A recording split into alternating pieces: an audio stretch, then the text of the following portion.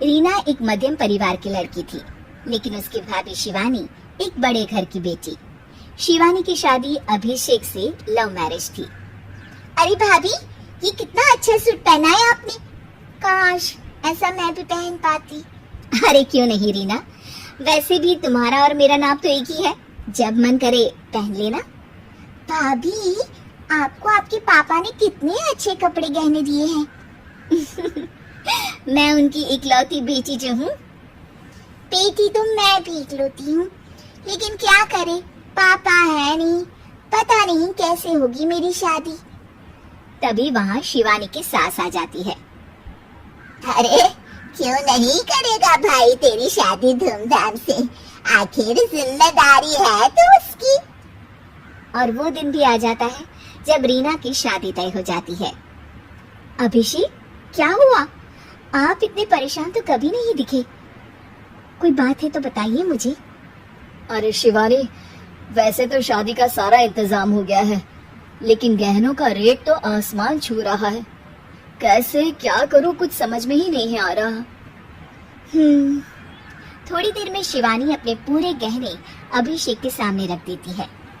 ये लीजिए, गहनों का इंतजाम भी हो गया। अरे नहीं नहीं शिवानी, मैं ये गहने किसी हालत में भी नहीं ले सकता। ये तुम्हारे पिता ने तुम्हें दिया था, और तुम हो कि।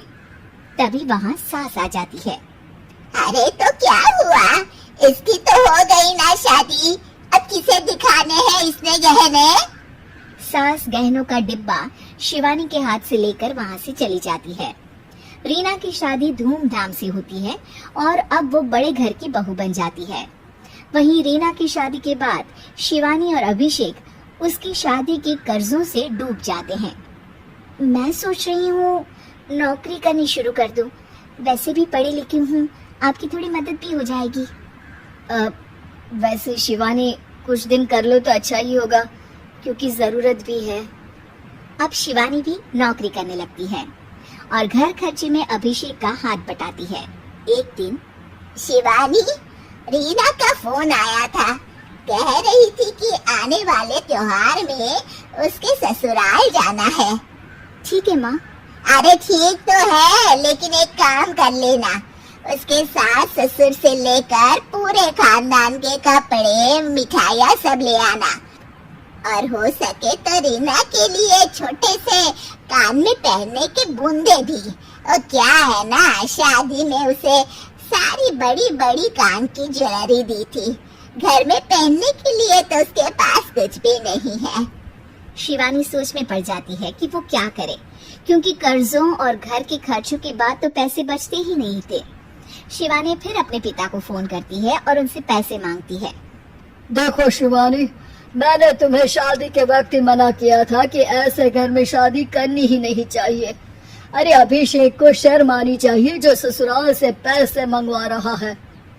शिवानी को पिता की बात पर गुस्सा आ जाता है। आप मेरे पिताजी हैं और मैं परेशान थी इसलिए आपसे मदद की उम्मीद की पापा। अभिषेक को तो पता भी नहीं है कि मैंने आपसे पैसे मांगे हैं। शिवानी सोचती है कि वो अभिषेक से बात करे, लेकिन फिर उसे लगता है कि वो टेंशन ले लेगा। तभी शिवानी की नजर हाथ के कंगन पर पड़ती है, सीधे बाजार जाती है और उसे बेचकर ननद के घर ले जाने का सारा सामान लेकर आती है और सास के सामने रख देती है। हाँ, ठीक है, लेकिन फल थोड़े और अच्छी क्वालिटी के होने चाहिए थे। शिवानी कुछ नहीं कहती, वहाँ से चली जाती है। एक दिन शिवानी, रीना का फोन आया था, बहुत रो रही थी। क्यों माँ, क्या हुआ? सब ठीक तो है ना उसके ससुराल में? अरे तूने तो उसकी नाक ही कटवा दी। अब मैंने क्या कर दिया माँ? कह रही थी कि बड़े घर की बहू है भाभी, जो कपड़े दिए वो ब्रांडेड भी नहीं थे। तू तो जानती है ना उन लोगों का पहनावा कितना अच्छा है। तू तो मेरी बेटी का भला कभी सोचती नहीं। हाय भगवान, अरे बड़े घर की बहू है, इसी बात की जलन है ना तुझे? लेकिन याद रख, मेरी बेटी का सोचने के लिए भगवान है।